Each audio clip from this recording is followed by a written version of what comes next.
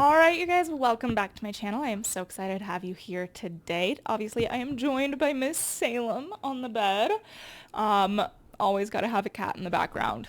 It's a necessity. Now, today we are talking about giving an update, I guess, if you saw my video, then you know that I am doing a different challenge for every month of 2025, and we just concluded February's, which was No Fast Food February.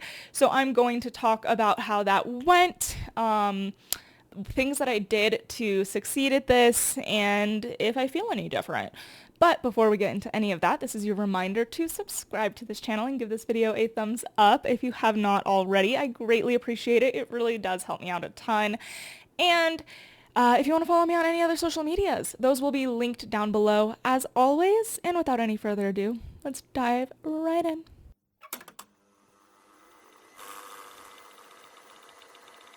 Okay, so as I mentioned, I am doing a different challenge for each month of 2025, and February was No Fast Food February. So let's start with how successful I was, and I would say I was very successful. I did have a couple of chicken nuggets from McDonald's. Yeah, that was pretty bad.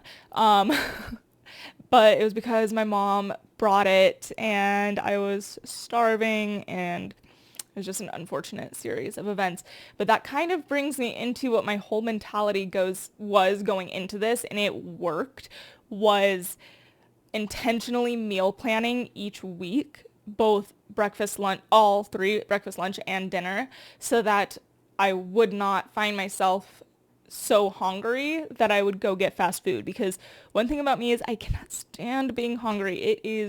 I become desperate. I will eat pretty much anything the moment I get hungry. So I needed to do my best to avoid that situation from happening. And if it happened once all month, I think that's pretty good, because I usually eat fast food far more than that. And you know what's crazy is at the beginning of the month, I was craving it so bad. I would drive past McDonald's, I would drive past Chick-fil-A, whatever it was, and I'd be like, well, is this really worth it? Should I stop? Because I can't convince myself that it's not worth it to stop. And now, 28 days later, not so much. The only one that still gets me is Chipotle. I'm on such a Chipotle kick right now, but other than that, I mean, Chick-fil-A doesn't sound good. McDonald's really doesn't sound good. So it is crazy that those urges have kind of, generally speaking, gone away. A win in my book. Other than that, I don't know if this is because I haven't been having fast food or if it's because I've been increasing my time in the gym, but I have so much more energy. I'm I wouldn't say that I'm a low energy person generally. I would say I generally have more energy than... How many times can I say the word energy in one sentence? Good Lord. Anyway, I think that I generally have a lot of energy most of the time anyways, but the last week or two, it has been on a whole nother level. This is going to be a really short update because truthfully, this was probably the easiest challenge that I'm going to have all year. It was just so easy to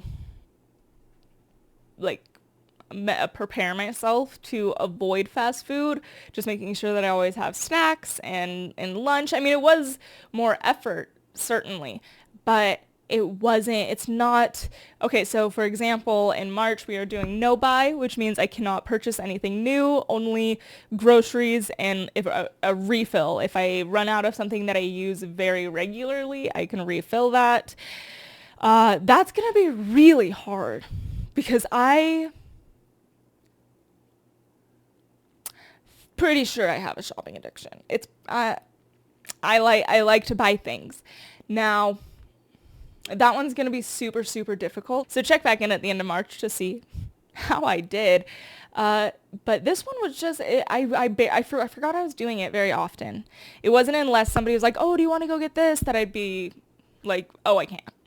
And it wasn't even that big of a deal because I would just bust out one of my handy dandy snacks that I was keeping on me.